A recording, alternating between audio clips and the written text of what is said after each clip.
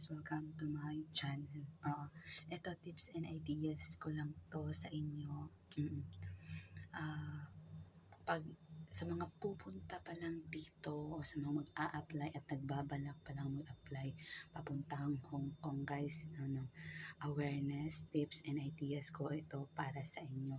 Kasi nga pagdating nyo dito, hindi ko alam sa pag-interview pa lang sa inyo, tinatanong ba to ng mga amo ninyo kung okay lang ba na mag-work kayo, or sa pag-uwi nyo galing nyo day off, okay lang ba sa inyo na maghugas kayo ng mga kinainan nila. Oo, kung okay lang ba yan sa inyo. Kasi may mga amo talaga na nagsasabi agad during interview. Pero may mga amo din na hindi, na gusto nila gamitin ninyo yung mga common sense ninyo.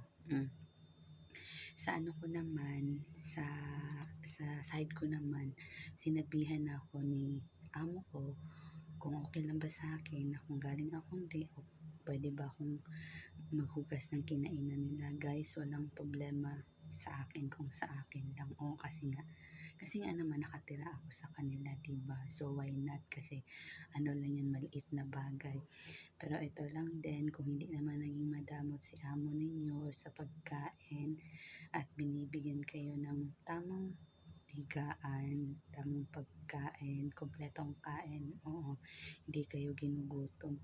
Guys, common sense na lang din, give and take. Wag tayong take ng take, kasi nga kahit ganyan sila, may mga isip din yan sila para sa atin. Pero pag galit sila guys, pag mainit ang ulo nila guys, wag nating sasabayan. Kasi nga ikaw, sila, ako, tayo nag-a-adjust pa sa mga attitude. Tapos guys, susukatin nila yung patient mo dito, susukatin nila.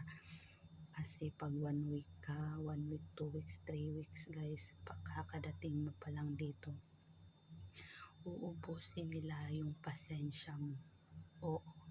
Kung gaano ka taas yung pasensya mo, ilalabas nila yung mga ugali nila. Pero always know your rights. Pagdating nyo sa airport, may binibigay na mga booklet doon. Tanggapin nyo, kasi nandun yung mga karapatan natin bilang nag-work dito sa Hong Kong. Huwag nyo deadma yung booklet na yan, kasi yan yung makakatulong sa inyo din sa